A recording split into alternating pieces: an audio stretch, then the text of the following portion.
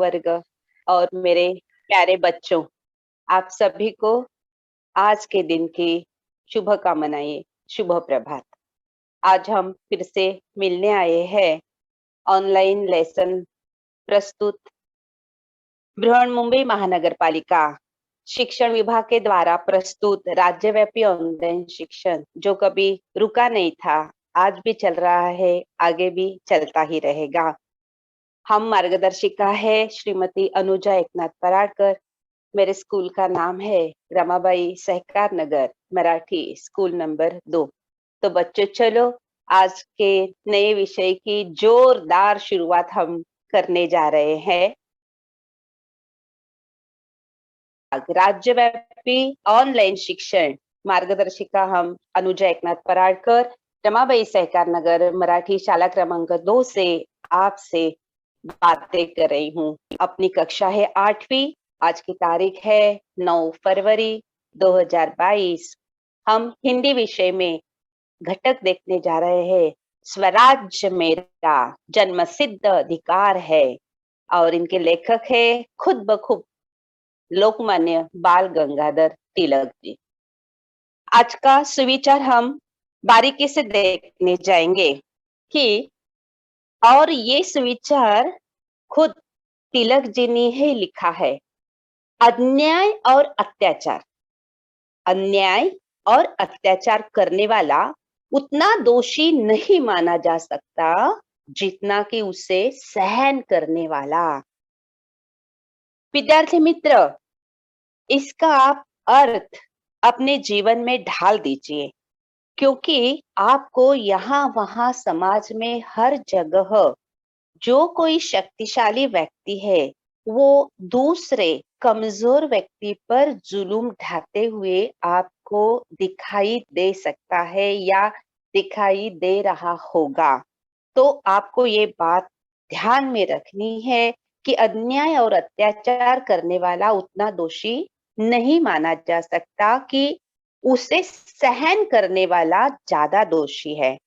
देखो बच्चों, शक्ति जो है हर एक व्यक्ति के पास वो तो श्रेष्ठ चीज है, परंतु शक्ति से भी सहन शक्ति उससे भी श्रेष्ठ चीज है। मगर आजकल लोगों में सहन करने की शक्ति कम हो गई है, ऐसे हम मानते हैं। बच्चों, सहन करना देखो एक अच्छी चीज साबित हो सकती है, पर बच्चों जब वो परिवार या समाज के लिए फायदेमंद हो। परंतु समझो हम पर किसी ने कोई कारण के बिना जुल्म ढाए तो अन्याय किया, तो क्या हम वो सहन करेंगे? क्यों करे भाई? नहीं करना चाहिए। जैसे तिलक जी कहते हैं वैसे अन्याय और अत्याचार करने वाला उतना दोषी नहीं, क्योंकि वह स्वार्थ के लिए दूसरों पर अन्याय करने का विचार स्वभावतः अनेकों के मन में आएगा ही, मगर उससे बिना कारण सहन करने की कोई आवश्यकता नहीं है बच्चों। और बच्चों ऐसा करना भी नहीं। जैसे कि ब्रिटिश राज में भारत की जनता पर ऐसे ही बिना कारण अन्याय किए जा रहे थे, उसे खुले आम तिलक जी ने ब्रिटिशों के सामने उन अन्याय के खिलाफ आवाज उठाई। इसलिए तिलक जी को असंतोष जताने वाली पहली व्यक्ति ऐसे मान दिया गया। इसलिए उन्हें मराठी में कहते हैं असंतोष के जनक, ऐसे भी माना गया। अन्याय के खिलाफ लड़ने की ताकत जुटाने की शक्ति इस सुविचार में हमें मिलती है बच्चों। बिना कारण किए जाने वाले अन्याय के खिलाफ हमें बोलना ही चाहिए, ये बात आपको याद रखनी है, नहीं तो हम अत्याचार करने वाले से भी और ज्यादा दोषी हो जाएंगे। आगे चलते हैं बच्चों। आज का पाठ बहुत ही समर्थपूर्ण आपके सामने रखने की हम कोशिश कर रहे हैं। इसका मतलब क्योंकि ये पाठ में गर्भितार्थ जो है उसका सार है, वो बहुत बड़ी चीज है। हर किसी को वो स्पष्ट करते करते हम थक जाएंगे, क्योंकि बुलंद व्यक्ति ने वो बना के छोड़ी है, इतिहास बना के खड़ा किया है हमारे सामने बच्चों। तो इस पाठ की अध्ययन निष्पत्ति है उसका पहला ही शब्द देखो कितनी जोर से किया गया है, स्वराज। स्वराज्य इस शब्द का अर्थ क्या है, ये हम इस पाठ से और बारीकी से सीखने जा रहे हैं। आप सीखोगे बच्चों, आप छात्र हो। स्वराज्य का अधिकार, देखो स्वराज्य अलग शब्द है और स्वराज्य का अधिकार, इसका व्यापक अर्थ जो तिलक जी को अभिप्रेत था, इसका स्पष्टीकरण आप कर सकोगे इस पाठ सीखने के बाद। उसके बाद छात्र आप राजनीति, धर्म और स्वशासन का विवेचन या स्पष्टीकरण कर सकोगे। स्वराज्य के प्रति तिलक जी की अटूट प्रतिबद्धता आप स्पष्ट कर सकोगे। देखो इससे पहले आदरणीय बागड़े जी ने इतिहास का भी पाठ आपके सामने रखा है और महेंद्र सावंत जी, इन्होंने भी बहुत सारे पाठ आपके सामने रचे हैं। उस पाठ का ही थोड़ा सा विवेचन यहाँ पे है जो बहुत बारीकी से आपको देखना है। याद रखिए, ये पाठ इतिहास से समीप है लेकिन भाषिक कौशल्य से भी आपको इसकी विवेचना करनी होगी। तो बच्चों, हम अभी ये जो पाठ है, उस पाठ जिसने लिखा है, उस पाठ लिखा यानी ये पाठ पूरी तरह तिलक जी का एक भाषण है, बहुत बड़ा भाषण जो जोर कस से सभी के सामने उन्होंने किया था। स्वराज्य की भावना जागृत करने के लिए उन्होंने इतनी बड़ी आपके सामने भाषण रखा है कि आप उससे विभोर हो जाओगे। तो उनका परिचय हम पहले देखते हैं। जो पाठ हम देखने जा रहे हैं, उस पाठ के लेखक खुद ब खुद तिलक जी है। उनका परिचय क्या करे बच्चों, बुलंद व्यक्तित्व। ये बात हमें गौरवशाली महसूस करा देती है कि ये बुलंद व्यक्तित्व हमारे महाराष्ट्र राज्य में रत्नागिरी जिले में और चिखली नाम के गांव में उनका जन्म हुआ था। 23 जुलाई 1856 में हुआ और उनकी मृत्यु हुई 1920 अपनी मुंबई में। उनका परिचय देते हुए मैं आगे आपसे कहना चाहूंगी कि उनका पूरा जो नाम था, हम उन्हें बाल गंगाधर तिलक या लोकमान्य बाल गंगाधर तिलक इस नाम से जानते हैं, लेकिन उनका पूरा नाम था केशव गंगाधर तिलक। ये उनका पूरा नाम था बच्चों। और इन्होंने, आगे हम इनका परिचय जानेंगे। इनका जन्म 23 जुलाई 1856 में एक सुसंस्कृत मध्यम वर्गीय ब्राह्मण परिवार में हुआ। इनके पिता लोकप्रिय शिक्षक थे और ये खुद भी एक लोकप्रिय शिक्षक थे। बालक तिलक बचपन में ही मेधावी थे। तिलक ने बीए ऑनर्स के बाद मुंबई से एलएलबी की परीक्षा भी पास की थी बच्चों। वे उन दिनों सोचा करते थे कि देशवासियों की सेवा के लिए सर्वोत्तम योजना क्या हो सकती है।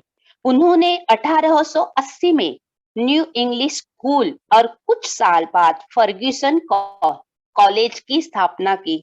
देखो बच्चों, उस समय भी शिक्षा के प्रति कितना लगाव उन्हें था कि ब्रिटिशों के चुंगल से बचने के लिए शिक्षा के अलावा और कोई चारा नहीं है, ये जताने वाली बात कहने वाले लोकमान्य तिलक जी के प्रति हमें आदर व्यक्त करना चाहिए, क्योंकि उन्होंने दो स्कूलें खोली, न्यू इंग्लिश स्कूल और फर्ग्यूसन कॉलेज। तिलक हिंदुस्तान के एक प्रमुख नेता भी है, समाज सुधारक थे, स्वतंत्र सेनानी थे। पराधीन भारत में सबसे पहले इन्होंने ही पूर्ण स्वराज की मांग उठाई थी। लोग सम्मान के साथ लोकमान्य नाम से इन्हें पुकारते थे। तिलक ने जन जागृति के लिए महाराष्ट्र में गणेश उत्सव, जो आज भी हम पूरे होश हवास में जोर से मनाते हैं, वो गणेश उत्सव और शिव जयंती का उत्सव मनाना शुरू किया। उन्होंने मराठी में मराठा दर्पण और केसरी नामक के 2 समाचार पत्र भी शुरू किए। ये जो पत्र है, जो मराठा है, वो मराठा समाचार पत्र अंग्रेजी में था बच्चों, और केसरी जो समाचार पत्र था वो मराठी में प्रस्तुत किया गया था। और ये जो चित्र है आप देख रहे हो, वो देखो पहली पत्रिका, समाचार पत्र पहला 4 जनवरी 1881 में उन्होंने शुरू किया। उसकी ये छवि आपके सामने अभी है। इसमें अंग्रेजी शासन की क्रूरता का चित्रण, अंग्रेजों के अन्याय के विरुद्ध संघर्ष की प्रेरणा और जनता के देश प्रेम की भावना जगाने का प्रयास किया जाता था इन समाचार पत्रों में से। तिलक अपने क्रांतिकारी विचारों के लिए जाने जाते थे। देश की अथक सेवा करते हुए भारत माता का ये सपूत 1 अगस्त 1920 को चिर निद्रा में लीन हो गया। इन पूरे उम्र में इन्होंने बहुत सारे लेखन कृतियां भी लिखी है। बच्चों, ये सब कृतियां जो है उनकी प्रमुख गीता रहस्य, श्रीमद् भगवत गीता व्यास मुनि जी ने लिखी है, इसे हम मानते हैं। तो उस पर टीका टिप्पणी करके वो अपने स्थायी जीवन में, जो जीवन हम इसी तरीके से जो जीवन जी रहे हैं अभी समाज में, उस समाज में वो कैसे उतारा जा सकता है अच्छी बर्ताव के लिए, ये गीता रहस्य में उन्होंने बताया गया है। वेद काल का निर्णय, ये सब सारी पुस्तिकाएं, इन्होंने आर्यों का मूल निवास स्थान ढूंढने का एक शोध प्रबंध भी लिखा था। वेदों का काल निर्णय और वेदांग ज्योतिष, इसका जो संबंध है वो संबंध अपने आचरण में कैसे ला सकते हैं, ये भी उन्होंने बहुत अच्छी ढंग से लिखा था। तो मानो बच्चों, ये सिर्फ समाज सुधारक देशभक्त ही नहीं, बहुत बड़े लेखक भी आपके सामने रह चुके हैं। अब हम देखने जा रहे हैं बच्चों, स्वराज्य मेरा जन्म सिद्ध अधिकार है। आगे जाएंगे हम, पाठ की शुरुआत हम करते हैं। देखो, ये पूरा पाठ उनके मुख से निकली हुई अमृत वाणी है, ये आप याद रखो। पूरे पाठ में ये भाषण छपा हुआ है, लेकिन उसमें जो स्वराज्य के प्रति अटूट विश्वास, स्वराज्य एक उन्हें कैसा लग रहा है और हमें भी अभी भी कैसे लगना चाहिए, स्वराज्य के प्रति हमारे मन में कौन सी भावना जागृत रहनी चाहिए आखिर तक, ये बात उन्होंने ठोस से इस पाठ में दिए हुए भाषण में बताई गई है। देखो बच्चों, मैं शुरुआत करती हूँ। मैं यद्यपि शरीर से बूढ़ा, आयु हो गई थी जब ये भाषण दिया गया था 1916 में।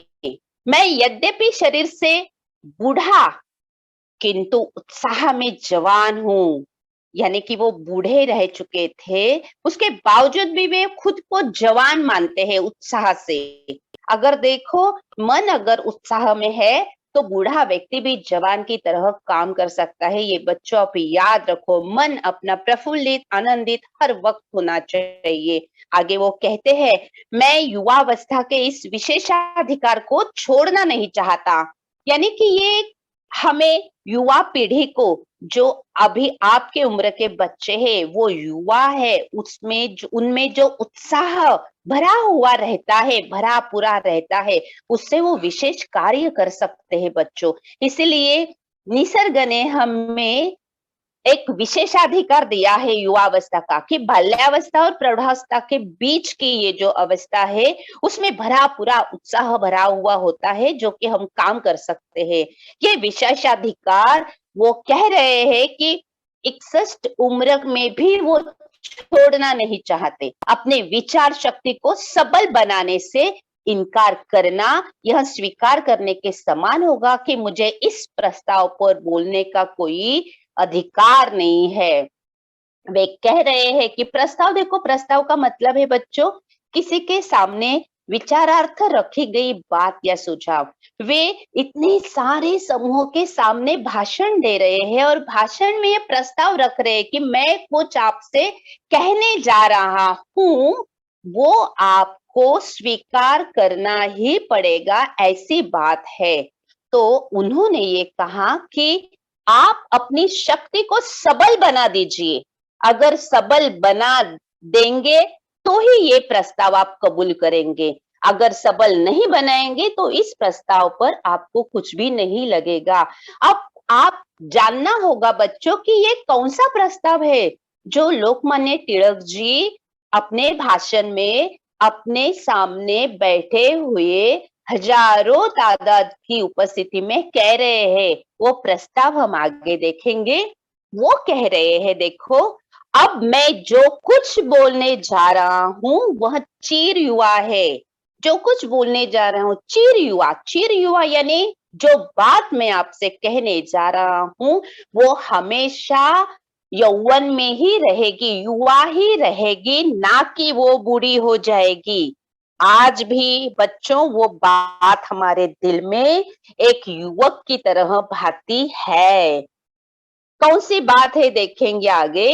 वे कह रहे हैं शरीर बूढ़ा जर्जर हो सकता है, बदहाल हो सकता है, शरीर में ताकत समाप्त हो सकती है और नष्ट भी हो सकता है, परंतु जो शरीर में आत्मा है वो आत्मा अमर है।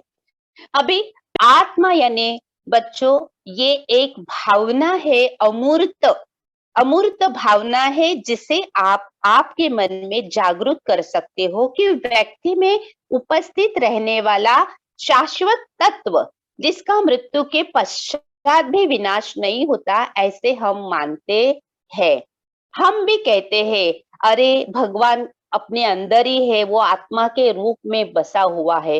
तो आत्मा एक ऐसा तत्व है बच्चों जो अपने शरीर में चेतना ला देता है, अपने शरीर में ऊर्जा पैदा कर सकता है। जो काम हमारे सामने है वो काम करने की वो हमें प्रेरणा देता है, उससे आत्मा कहते हैं। मानो आत्मा थम गया तो हमारा शरीर निश्चेष्ट, अचेतन, चेतनाहीन बन जाता है। तो वे कहते हैं कि जो मैं आपसे बोलने जा रहा हूं, जिस भावना के बारे में आपको बोलने जा रहा हूं, वो भावना आत्मा की तरह अमर है, वो मर नहीं सकती। जैसे कि हम मानते हैं कि मनुष्य का शरीर नष्ट हो गया देहांत के बाद, लेकिन आत्मा चली जाती है अपने अगले प्रवास में, ये हम मानते हैं बच्चों। तो वैसे ही जो आत्मा है अमर है, वैसी ही जो भावना मैं कहने जा रहा हूं वो भावना अमर ही रहेगी, कभी भी उस भावना का मृत्यु नहीं हो जाएगा, अविनाशी, चिरंजीव और अनश्वर ही रहेगी। उसी प्रकार हमारी होम रूल गतिविधियों में भले ही चुस्ती दिखाई दे, उसके पीछे छिपी भावना अमर एवं अविनाशी है। बच्चों यहाँ पे होम रूल ये शब्द आया है तो आपसे मैं अलग से अवगत कराना चाहती हूँ कि यहाँ पे हमने छोटा सा हरे कलर में दिया है कि होम रूल लीग एक राष्ट्रीय राजनीतिक संगठन था जिसकी स्थापना 1916 में लोकमान्य तिलक द्वारा भारत में स्वशासन के लिए होम रूल के नाम के साथ दी गई। मैं आपसे और भी शेयर करना चाहती हूँ बात कि इसकी स्थापना के उत्तरदायित्व के अनेक कारण है। बात याद रखो, आप श्रीमती बागड़े मैडम और सावंत सर जी ने जो पढ़ाया है वो आपको अगर याद रहा होगा तो आप याद करो कि प्रथम विश्व युद्ध में ब्रिटेन द्वारा भारतीय संसाधनों का खुलकर उपयोग किया था। इस क्षतिपूर्ति के लिए युद्ध के उपरांत भारतीयों पर भारी कर लाद दिया। देखो बच्चों, युद्ध किसने किया? ब्रिटेन ने। लेकिन उसके लिए संसाधन किसके उपयोगी लाए गए? भारत के। संसाधन भी भारत के उपयोग में लाए गए, सैनिक भी भारत के थे और जो खर्चा हुआ उसका खर्चे की वसूली भी किससे की गई? भारत की जनता से। है ना ये अन्याय वाली बात बच्चों? तो अन्याय सहन करना नहीं है, ये हमें याद रखना है। साथ ही जीवन उपयोगी वस्तुओं की कीमतें आसमान को छूने लगी।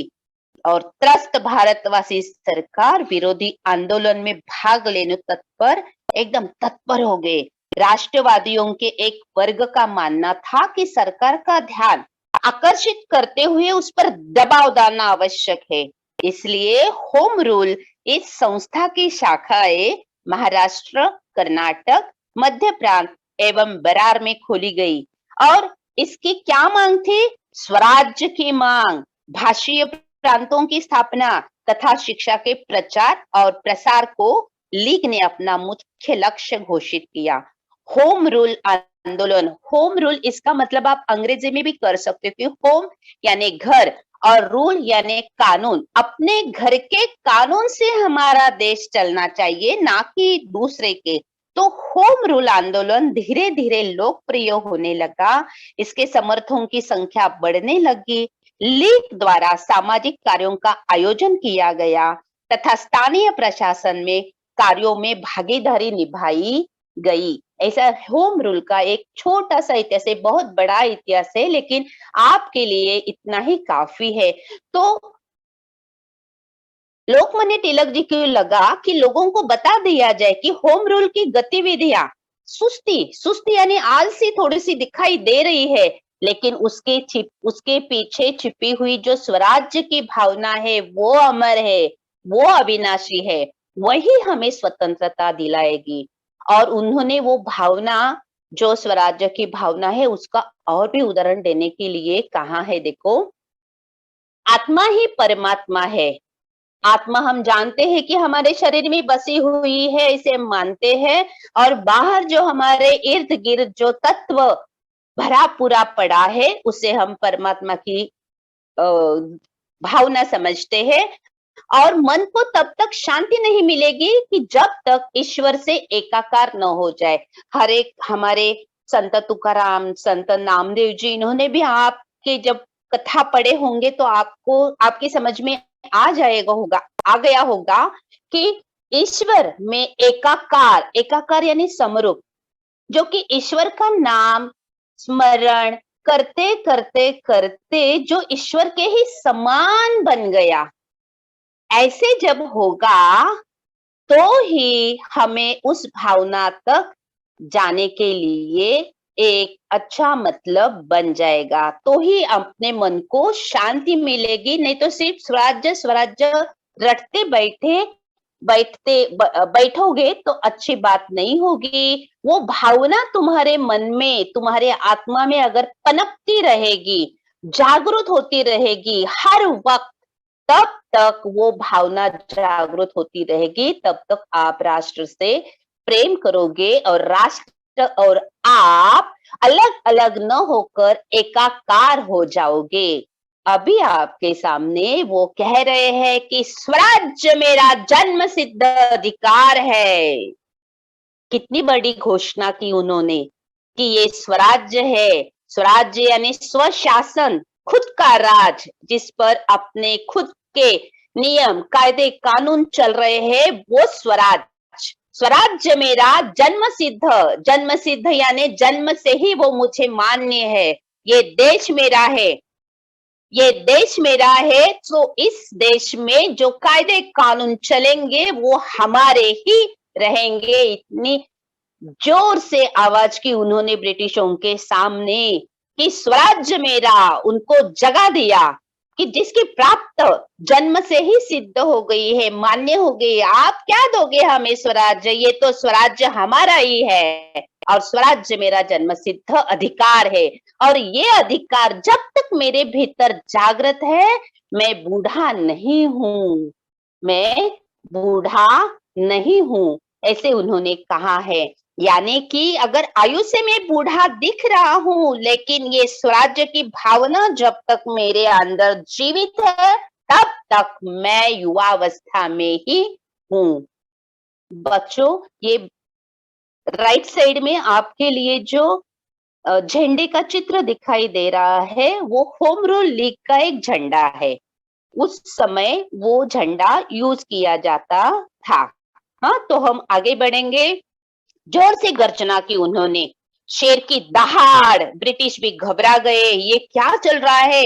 पूरी जनता के सामने स्वराज्य की मांग कर रहे हैं कि स्वराज्य मेरा जन्म सिद्ध अधिकार है। और सिर्फ मांग नहीं की, तो उन्होंने क्या कहा कि ये जो भावना मेरे भीतर जागृत है, उस भावना को कोई काट नहीं सकता, कोई आग इसे जला नहीं सकती, कोई जल इसे भिगो नहीं सकता, कोई हवा इसे सुखा नहीं सकती। देखो बच्चों, लोकमान्य तिलक जी ने गीता रहस्य नामक टीका टिप्पणी की, उसमें ये श्लोक है, नैनम छिद्दन्ति शस्त्राणि नैनम दहति पावका न चैनम क्लेदयन्त्यापो न शोषयति मारुता। इसका मतलब है भावना, इसका मतलब है बच्चों कि जो आत्मा का परम तत्व हमारे दिल में बसा हुआ है, उस आत्मा को कोई भी काट नहीं सकता, कोई आग उसे जला नहीं सकती, कोई जल उस आत्मा को भिगो नहीं सकता, कोई हवा इसे सुखा नहीं सकती। वही भगवान हम मानते हैं, जिससे कि जिस भगवान को कोई काट नहीं सकता, कोई जला नहीं सकता, कोई भिगो नहीं सकता, उसी भगवान की तरह स्वराज्य की जो भावना है, वो स्वराज्य की भावना मेरे दिल में ऐसी बसी हुई है कि उस भावना को, अरे ब्रिटिश आप तो क्या, कोई भी आ जाए, उस भावना को स्वराज्य की कोई काट नहीं सकता। यानी कि इसका मतलब बच्चों, कितने भी संकट आ जाए इस भावना को उद्दीपित करने के लिए, लेकिन ये भावना हमें छोड़नी नहीं चाहिए, भावना को जागरूक रखना है जब तक हमें स्वतंत्रता प्राप्त न हो जाए। इसी का मतलब है ये कि ये भावना इतनी तीव्र होनी चाहिए स्वराज्य की, कि उस भावना पर कितने भी जुल्म ढाए, कितने भी संकट आ जाए, कोई भी कुछ भी कहे, सहन कर उससे आवाज उठाकर उस अन्याय का हमें परिमार्जन करना चाहिए। यही बात यहाँ पे लोकमान्य तिलक जी कह रहे हैं, वो ही आत्मा की तरह स्वराज्य की भावना को पवित्रता से अपने दिल में बसाए हुए हैं। वो देखो बच्चों, हजारों तादाद की संख्या में वो भाषण दे रहे हैं, और खुलेआम, जहाँ कौन कौन बैठे हैं देखो बच्चों। उस समय मैं उससे भी आकर बढ़कर कहूंगा कि कोई सीआईडी पुलिस इसे पकड़ नहीं सकती। किसे पकड़ नहीं सकती बच्चों? तिलक जी को पकड़ सकती है, लेकिन उनके मन में जो भावना जागृत है स्वराज्य मिलाने की, स्वशासन की, खुद के कानून की, खुद के राज्य की भावना है, वो भावना को कोई पकड़ नहीं सकता, ऐसे वो कह रहे हैं। वो कह रहे हैं सीआईडी यानी क्या? क्राइम इन्वेस्टिगेशन डिपार्टमेंट, अपराध जांच विभाग। किसी ने भी कोई क्राइम किया, अपराध किया, तो तुरंत उसे गिरफ्तार किया जाता है बच्चों। लेकिन मैं स्वराज्य की भावना को अपने दिल में बिठाए हुए हूँ, उसे पकड़कर तो देखो, ऐसे खुलेआम उन्होंने कह दिया उन्हें।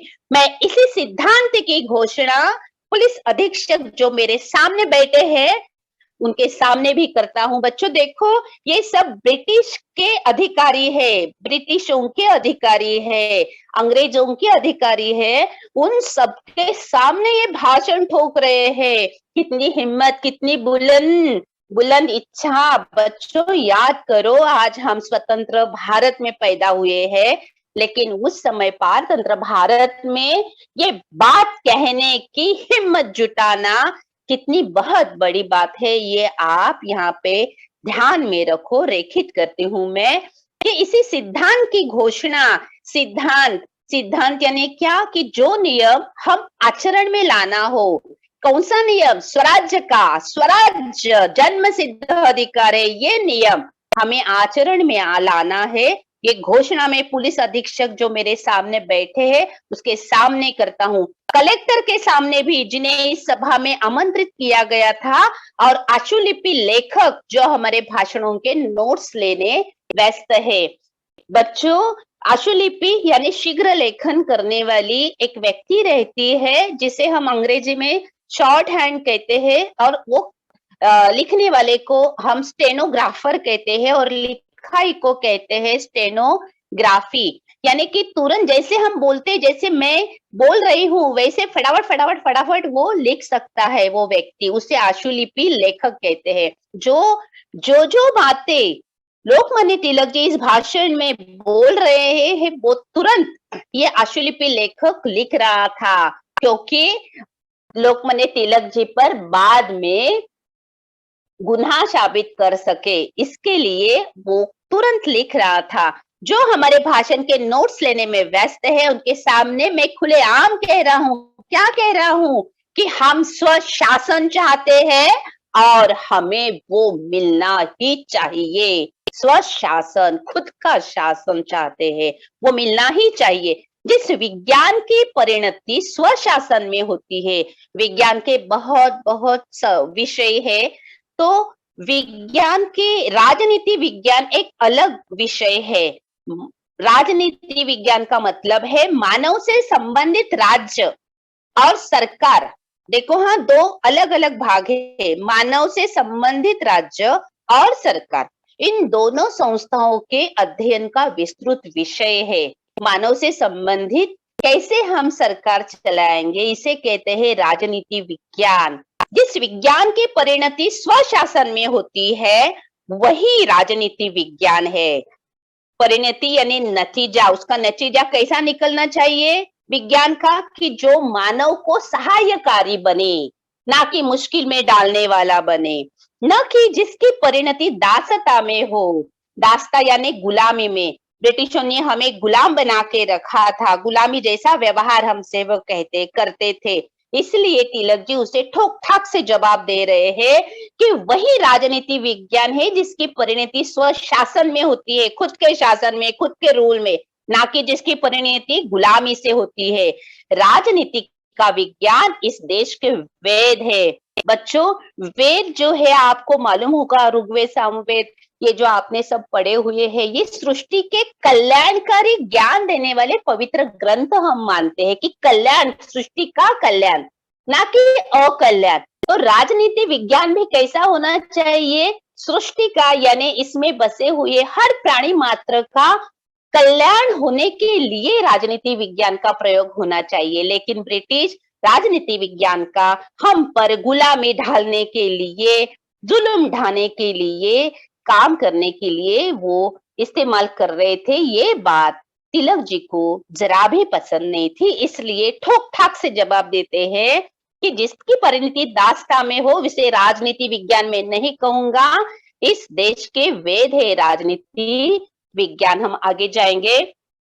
आपके पास एक आत्मा है और मैं उसे केवल जगाना चाहता हूँ, ये खुलेआम आह्वान किया है सभी जनता को। बच्चों, सभी जनता को आह्वान किया है, अरे आपके पास एक आत्मा है, उसे जागृत करना चाहता हूँ।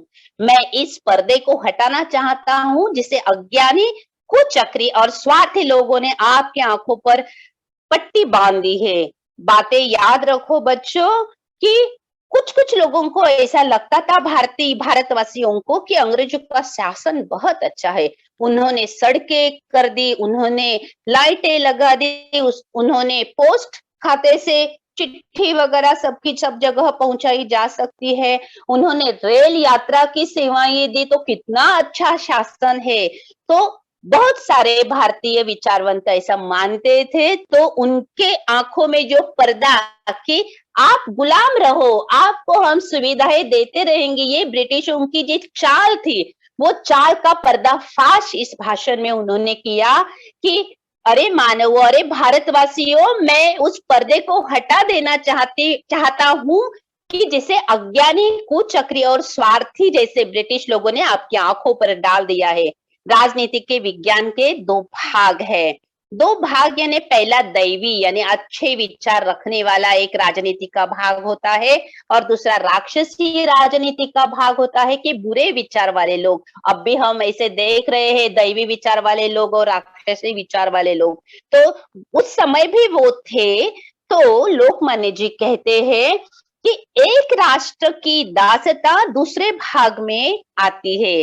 दासता यानी गुलामी, यानी कि राक्षसी विचार वाले जो लोग हैं, बुरे विचार वाले जो राजनीति करने वाले लोग हैं, उनको ऐसे लगता है कि लोग दासता में ही रहे और हमारा कल्याण होता रहे, क्योंकि वो कुचक्री है। कुचक्री यानी दूसरों को हानि पहुंचाने के उद्देश्य से वो योजना बनाते हैं। तो ब्रिटिश हमें हानि पहुंचाने की योजना बनाते हैं, वो तिलक जी सबके सामने पर्दाफाश कर रहे हैं कि ये अच्छा आचरण नहीं है। एक राष्ट्र जो उसे उचित ठहराता है ईश्वर की दृष्टि में पाप का भागीदार है।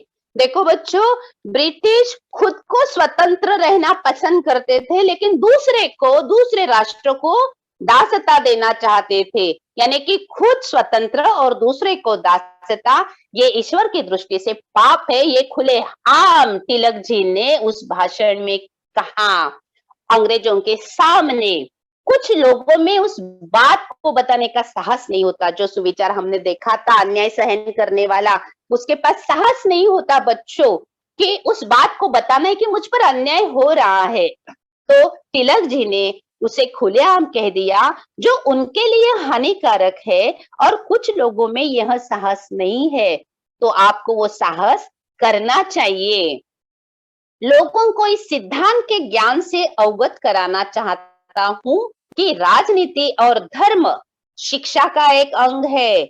देखो बच्चों, राजनीति इसका मतलब क्या है? जो अभी हम भी देख रहे हैं ना, हर एक पक्ष राजनीति कर रहा है। तो इसका पूरी तरह से उसके जड़ में अगर जाए तो जड़ में क्या अर्थ है उसका? जनता के सामाजिक एवं आर्थिक स्तर, जनता के सामाजिक एवं आर्थिक स्तर यानी सार्वजनिक का जीवन स्तर को ऊंचा करना है। ये राजनीति करने वाले जो लोग हैं, उन्होंने जिसने वोट दिया है उनका आर्थिक स्तर, सामाजिक स्तर सब ऊंचा करना है। इसे कहते हैं राजनीति। तो ये राजनीति ब्रिटिश आप नहीं कर रहे हो। हमारा आर्थिक स्तर गिरता हुआ जा रहा है, इसीलिए लोगों को इस सिद्धांत के ज्ञान से अवगत किया कि अरे ये राजनीति नहीं है, ये अच्छी राजनीति ब्रिटिश नहीं खेल रहे हैं। वे हमें दिन ब दिन दारिद्र्य की संकट में हमें धकेले जा रहे हैं। तो राजनीति और धर्म यानी समाज के प्रति किया गया हुआ योग्य आचरण, ये तो योग्य आचरण नहीं है। ये धर्म से नहीं चल रहे हैं, हमारे से हमसे वो धर्म से बातें नहीं कर रहे हैं, सुलूक नहीं कर रहे हैं। तो धार्मिक और राजनीतिक शिक्षाएं भिन्न नहीं है। एक ही एक ही सिक्के की दो बाजू है, राजनीति और धर्म। यद्यपि विदेशी शासन के कारण वे ऐसे प्रतीत होती है, राजनीति के विज्ञान में सभी दर्शन समाये हुए हैं। तो आप याद रखो बच्चों, आज भी विदेशी शासन हमारे यहाँ पे नहीं है, लेकिन फिर भी हमें आज के इससे आपको जोड़ना चाहती हूँ कि आप राजनीति का अच्छी तरह से अभ्यास करें कि क्या जनता के सामाजिक एवं आर्थिक स्तर ऊंचा कर रही है ये राजनीति, तो हमें उस पर अमल करना चाहिए। अगर नहीं कर रही है तो विचार करके हमें अलग से आगे बढ़ना चाहिए। तो आप राजनीति का एक उदाहरण आप ये याद रखो। आगे जाते हैं बच्चों। इंग्लैंड भारत की सहायता से बेल्जियम जैसे छोटे देश को संरक्षण देने का प्रयास कर रही है। देखो बच्चों, फ्रांस और जर्मनी के बीच बेल्जियम है, जो काली रेखाएं यहाँ पे ये कर दी गई है, खींची गई है, वहां पे आपको दिख रहा है। उसका संरक्षण इंग्लैंड कर रहा था। कौन कर रहा था बच्चों? इंग्लैंड कर रहा था। क्यों कर रहा था? तो उसे स्वतंत्रता बहाल करने के लिए वो कर रहा था।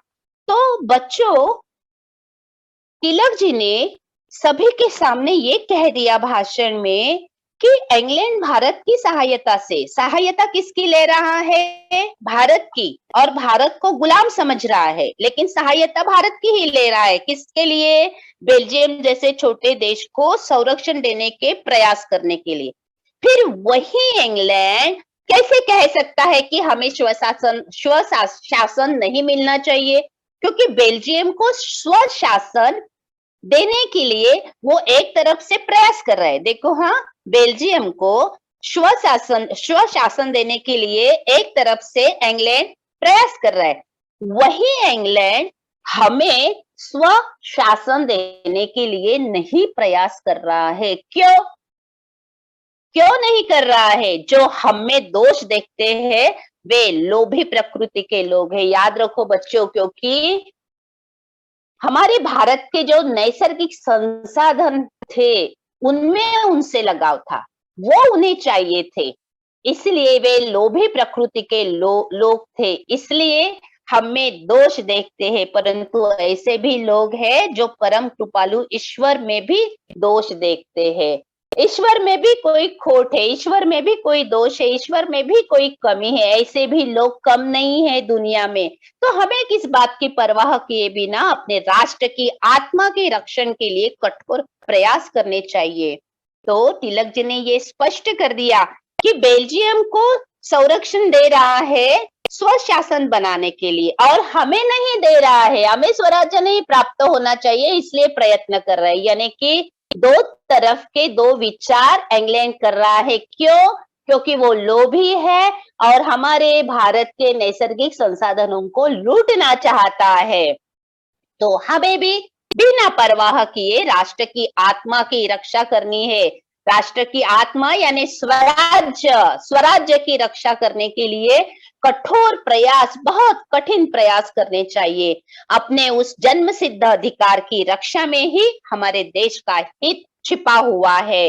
ये खुले आम कह दिया तिलक जी ने कि जन्म सिद्ध अधिकार जो जन्म से ही प्राप्त है हमें स्वराज्य का, उस अधिकार की रक्षा के लिए ये देश तो अपना होना चाहिए ना। तो उसके लिए आप क्या करोगे? तो इसीलिए कांग्रेस ने स्वशासन का यह प्रस्ताव पास कर दिया है। ये खुले आम कह दिया, और ये कहने वाला ये पहले व्यक्ति है लोकमान्य तिलक जी कि स्वशासन दीजिए, पूरा स्वतंत्रता दीजिए। प्रांतीय सम्मेलन कांग्रेस की देन है। हर प्रांत प्रांत में कांग्रेस यानी महासभा, सभा का आयोजन किया जाएगा, क्योंकि उस दिनों बच्चों, उन दिनों में मीडिया नहीं थी, व्हाट्सएप पे मैसेज घूम गए और सबको पता चल गया ये मीटिंग है वगैरह, ऐसी नहीं थी। तो इसलिए प्रांतीय सम्मेलन ये कांग्रेस ने कर दिया था, जिसमें नए नए आदेशों का पालन करना है। वो आदेश या प्रस्ताव सामने लोगों के रखे जाते हैं। इस प्रस्ताव को स्वराज्य की, देखो हाँ, स्वराज्य के प्रस्ताव को लागू कराने हेतु कार्य करने के लिए हम कृत संकल्प है, दृढ़ निश्चय है। पक्का निश्चय करो आज मेरे सामने कि ये जो स्वराज्य का प्रस्ताव मैंने आपके सामने रखा है वो ब्रिटिश को लागू करना ही पड़ेगा। चाहे ऐसे प्रयास जो हमने ये प्रयास करेंगे स्वराज्य पाने के लिए, जो हम ये प्रयास करेंगे, प्रयत्न करेंगे, वो प्रयत्न अगर हमें मरुभूमि में ले जाए, मरुभूमि यानी क्या? रेतीली जमीन। अगर ब्रिटिशों ने हमें मरुभूमि में धकेल दिया तो भी चलेगा। चाहे हमें अज्ञातवास में रहना पड़े, बिना किसी के द्वारा जाने गए, या अपरिचित स्थान में अगर हमें रहना पड़े स्वराज्य प्राप्ति के लिए तो भी चलेगा। चाहे हमें कितने ही कष्ट उठाने पड़े, या अंत में चाहे जान गंवानी पड़े, जान भी देनी पड़े, तो भी कुछ फर्क नहीं। लेकिन क्या चाहिए हमें? स्वराज्य चाहिए, स्वराज्य, बस। श्री रामचंद्र ने ऐसा किया था। बच्चों याद रखो, श्री राम जी का यहाँ पे जिक्र आया है। उन्होंने अपने पिता का वचन का पालन करने के लिए पूरा राज छोड़कर वो चले गए थे अज्ञातवास में, इसका यहाँ पे कारण आया है।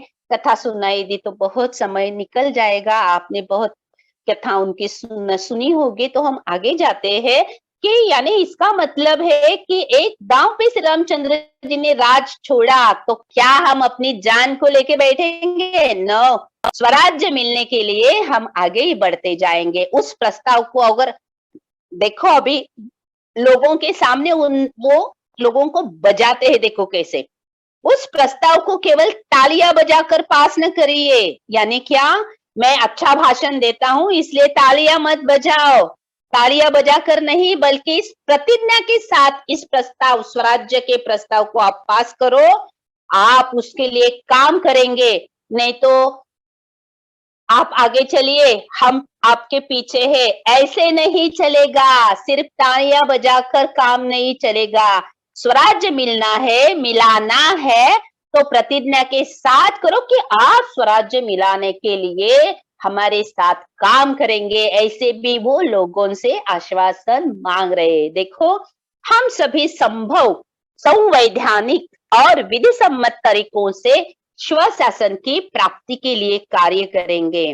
देखो यहाँ पे लोकमान्य तिलक जी का बहुत बड़ा विधान है यहाँ पे कि संवैधानिक यानी संविधान के अनुरूप सम्मत, और विधि सम्मत यानी कानून के अनुसार, यानी कि स्वराज्य की प्राप्ति हम कैसे करेंगे? कानून के अनुसार करेंगे, सम्मत संविधान के अनुरूप करेंगे, कानून से चलेंगे, ना कि किसी पर अन्याय करके करेंगे, ना किसी को ठेस पहुंचाएंगे। हम सभी संभव जो संभव है हमें स्वराज्य मिलवाने के लिए वो प्रयास हम करेंगे। आखिरी में हम जा रहे हैं। जॉर्ज ने खुलकर स्वीकार किया कि भारत के सहयोग के बिना इंग्लैंड अब चल नहीं सकता। याद रखो बच्चों, पहला महायुद्ध, जॉर्ज ने खुलकर स्वीकार किया कि भारत था, भारत के सैनिक थे, भारत के संसाधन थे, जिसके सहयोग हुआ, इसलिए हम आगे गए, पहले महायुद्ध में जीत हासिल की। इंग्लैंड अब चल नहीं सकता, भारत के बिना इंग्लैंड अब चल नहीं सकता। 5000 वर्ष पुराने एक राष्ट्र के बारे में सारी धारणाएं बदलनी होंगी। जॉर्ज ने कहा कि बहुत 5000 वर्ष पुराना ये राष्ट्र है, हमने उन पर अमल किया, शासन किया, फिर भी हमें अभी धारणाएं क्यों बदलनी होगी? क्योंकि हर काम में हमें भारत का सहयोग मिल रहा है, हर काम में हम भारतीयों का सहयोग ले रहे हैं। देखो आगे का वाक्य बहुत अच्छा है कि फ्रांसीसी रणभूमि में भारतीय सैनिकों ने ब्रिटिश सैनिकों की जान बचाकर अपनी बहादुरी का परिचय दिया है। देखो साइड में नकाशा है, कैसे बीच में फ्रांस जर्मनी के बीच यूके इंग्लैंड अटक गया है और फ्रांस की रणभूमि पर युद्ध छिड़ चुका है। तो बच्चों, प्रथम विश्व युद्ध सन 1914 और 1918 तक चला। मुख्य रूप से यूरोप, एशिया, अफ्रीका, इन 3 महाद्वीप, समुद्र, धरती और आकाश तीनों जगह लड़ा गया। इस समय भारत का औपनिवेशिक शासन के अधीन था, यानी कि इस समय हम ब्रिटिश शासन के अधीन थे। 52 महीने तक चलने वाले इस युद्ध में 10 लाख, सुनो बच्चों, 10 लाख भारतीय सैनिकों ने अलग अलग स्थान पर अपनी अपनी सेवाएं दी। 10 लाख क्या कम है? भारतीय सैनिक, फ्रांस ने भारतीय सैनिकों ने ब्रिटिश सेना के साथ असाधारण वीरता का प्रदर्शन किया। भारतीयों ने अदम्य साहस के कारण यहाँ की लड़ाई ज्यादा दिन नहीं चली। 6 भारतीयों को ब्रिटेन ने सर्वोच्च वीरता सम्मान विक्टोरिया क्रॉस से सम्मानित किया गया। तो बच्चों, वीरता तो हमारे देश में ही पैदा हो चुकी है, पैदा हुई एक बात है कि वीरता के बारे में बोलो ही मत। हमारे भारत में तो लाखों वीर ऐसे ही मिलेंगे आपको, सिर्फ आप बुलाओ उन्हें। तो फ्रांसीसी रणभूमि में भारतीय सैनिकों ने ब्रिटिश सैनिकों की जान बचाकर बहादुरी का परिचय दिया। सुनो बच्चों, 6 सैनिकों को वीरता का पुरस्कार मिला, यानी कि कितनी बड़ी उन्होंने अपनी जान की बाजी लगाई होंगी। तो तिलक जी बता रहे हैं कि अरे भाई, इंग्लैंड को बचाने के लिए फ्रांस में जाकर आप उनके खिलाफ लड़ाई छेड़ सकते हो, तो हम उन्हें क्यों नहीं बता देंगे कि हम 30 करोड़ भारतीय साम्राज्य के लिए अपनी जान देने को तैयार है, हम हमारे भारत देश के लिए जान भी दे सकते हैं। ये उन्होंने खुले आम कह दिया कि वहां जाके इनकी तरफ लड़ने के बजाय आप मेरे सामने बैठे हो, तो हम अपने ही देश को स्वतंत्रता मिला कर रहेंगे, स्वराज्य मिला के रहेंगे, स्वशासन दिला के रहेंगे, क्योंकि स्वराज्य मेरा जन्म सिद्ध अधिकार है और वो मैं मिला के ही रहूंगा। ऐसे खुले आम उन्होंने ये किया। तो बच्चों, इन्हें आप कभी भी भूलना नहीं, लोकमान्य तिलक जी को, कि स्वराज्य की भावना उनके प्रति अमर आत्मा की तरह है जो कभी भी मर नहीं सकती थी। तो आज हमने पूरी पाठ में यही जाना है कि स्वराज्य मिलाने के लिए उन्होंने कितने प्रयास किए हैं। खुले आम ब्रिटिश अधिकारियों के सामने भाषण दिया, ना कि उन्होंने विचार किया मुझे अगर ये पकड़ लेंगे, मुझे जेल में डालेंगे। बहुत बार जेल से बाहर आ चुके थे, फिर भी आगे भी जेल में जाने के लिए उत्सुक थे, स्वराज्य के लिए, देश के लिए, स्वशासन के लिए। तो पूरे पाठ में हमने ये जाना है, स्वराज्य मेरा जन्मसिद्ध अधिकार है। तो बच्चों के मूल्यमापन आज आपके सामने रख रही हूँ 4 प्रश्नों के भांति, छोटे छोटे, लेकिन देखो इसका कि खुद सोचिए, आपको सोचना है थोड़ा सा और जवाब देना है कि लोकमान्य तिलक जी ने ब्रिटिशों से कौन से राज्य की मांग की थी? क्या आप में से बताओगे कौन से राज्य की मांग की थी उन्होंने?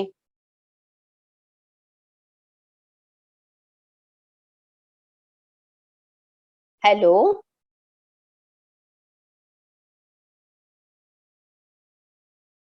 हेलो, हाँ बच्चों, लोकमान्य मैम, तिलक जी। लोकमान्य हाँ, तिलक जी ने ब्रिटिशों से स्वराज्य की मांग की थी। बहुत अच्छे। क्या नाम है आपका? आयुष। आयुष। आयुष, आप बहुत अच्छे ढंग से उत्तर देते हो, बहुत बहुत बधाई। स्वराज्य की मांग की थी। देखो, हाँ थोड़ा थोड़ा सोचो। हाँ, एक से एक लगातार क्वेश्चन है ये। स्वराज्य यानी क्या? देखो, स्वराज्य यानी क्या? स्वराज्य यानी स्वतंत्र राज्य। ये स्वतंत्र राज्य, लेकिन खुद का उसमें क्या राज्य। चलेगा? और उसमें किसका राज? खुद का राज। खुद का राज, उसमें रहने वाले लोगों का राज, उसमें रहने वाले लोगों के कानून वहां पे चलेंगे, ना कि दूसरों के कानून चलेंगे। उसमें रहने वाले लोगों के ही कानून से वो राज चलाया जाएगा। तो तीसरा प्रश्न है, हमने यानी भारत ने ब्रिटिशों से स्वतंत्रता कब पाई?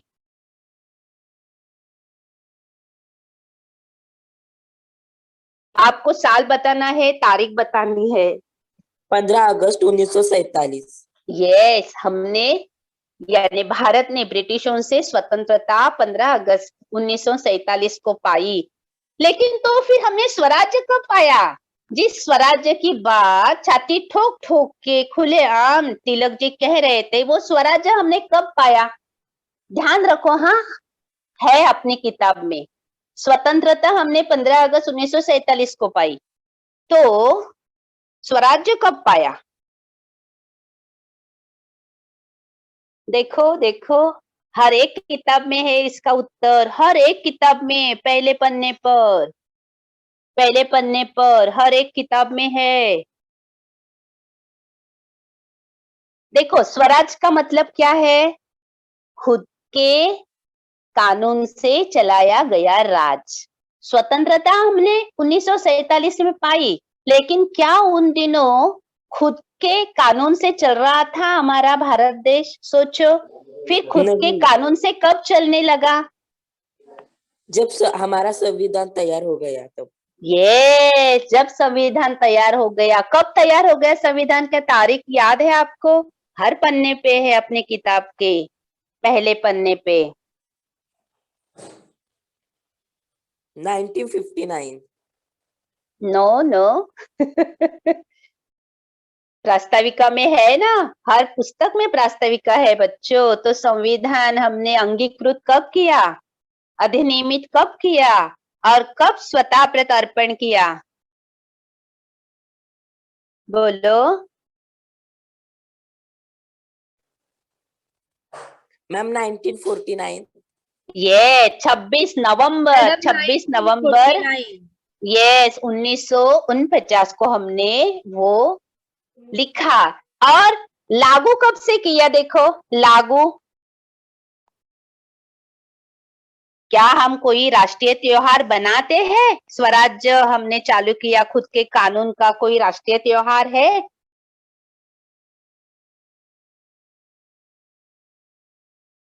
अभी अभी हो चुका है। 26 जानेवारी 1950। ये शाबाश, किसने बोला 26 जनवरी 1950? नाम? ओके, जिसने भी कहा है उसका उत्तर सही है। स्वतंत्र हम हुए 1947 को 15 अगस्त, लेकिन तब से 1950 तक हम ब्रिटिश कानून से ही चल रहे थे। और स्वराज्य, खुद के कानून, खुद का राज, हमने कानून की तौर पर कब से किया? 26 जनवरी 1950 के तहत संविधान बनाकर। संविधान हमने एक्सेप्ट किया 26 जनवरी 1949 को, लेकिन लागू किया 26 जनवरी 1950 को। स्वराज्य आया जो अभिप्रेत था किसे? तिलक जी को। इसलिए मैं तिलक जी को सादर प्रणाम करके आदरांजलि व्यक्त करना चाहती हूँ, वो भी मराठी में। लोकमान्यांना सादर प्रणाम.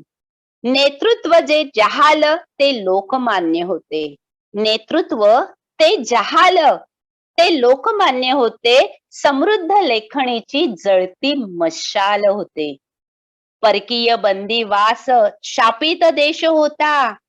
परकीय बंदिवास शापित देश होता, पण आग केसरीचा एक एक लेख होता. त्या सिंह गर्जनेने जागा समाज झाला. त्या सिंह गर्जनेने जागा समाज झाला. उदयास भारतात स्वातंत्र्य सूर्याला, लोकमान्यांच्या रूपे स्वातंत्र्य सूर्याला. इस शब्दों में मैं लोकमान्य तिलक जी को आदरांजलि समर्पित कर रही हूँ। तो बच्चों, आपको ध्यान में रखना है कि ये जो स्वतंत्रता हमने प्राप्त की है, क्या वो बैठे बैठे या ऐसे ही प्राप्त नहीं हुई है। लोकमान्य तिलक जी के सरीखे सभी देशभक्तों ने अपनी जान न्यौछावर कर दिए है देश के लिए। ना कि उसके लिए उन्होंने अपना कुटुंब देखा है, अपने मित्र देखे, अपने सखा देखे, अपनी संपत्ति का विचार किया है। किसी भी विचार न करके खुद एक आत्मा यानी स्वराज्य मेरे अंदर जीवित रहे, क्योंकि मैं जन्म से ही स्वतंत्र हूँ। ये बात पहली बार लोकमान्य तिलक जी ने की और उनके मृत्यु के पश्चात 15 अगस्त 1947 को वो बात हमने हमारे दिल में प्रत्यक्ष में आ गई।